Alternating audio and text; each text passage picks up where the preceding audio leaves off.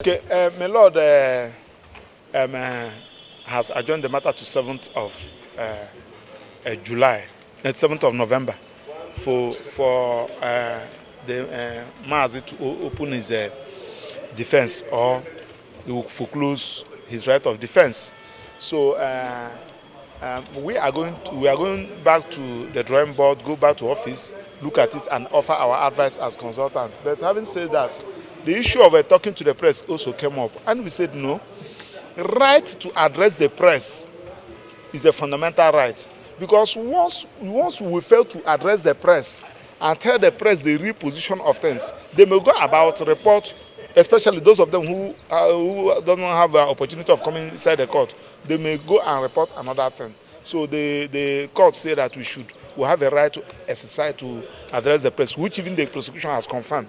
But he said that we should do it in line with the law, just like as I'm doing it now. I just reported what happened in court, not prejudicing what is happening, what is going to happen. And I believe that just like every other person, we are calling Mr. President to discontinue this trial. Ladies and gentlemen of the media, we have concluded today's hearing in the case of Nnamdi Kanu, and the crowning glory of it was that he put up a very good defense of himself, even though he was concentrating on the objections raised to the jurisdiction of the court.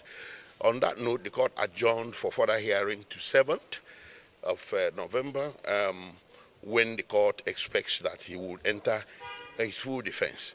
Well, having said that, I know a lot of people have raised questions and eyebrows about the propriety of Nnamdi Kanu representing himself.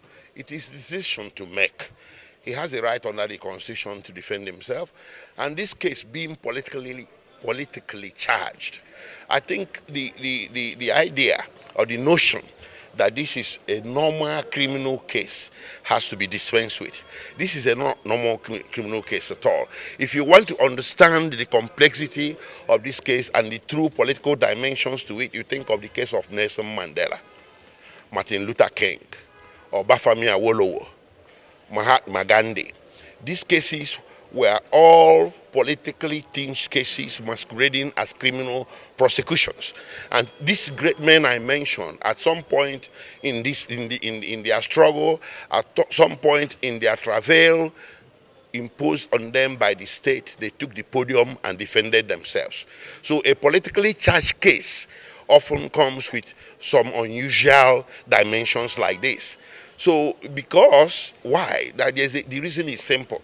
Lawyers are restricted to very narrow wiggle room when they are doing a case. And that narrow wiggle room can be inimical, can be prejudicial to the interest of the client when the case has a political dimension to it. That thing needs to be out there.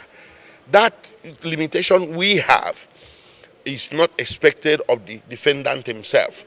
So a lot of times, the defendant himself will make the best defense of his case at that very point in time.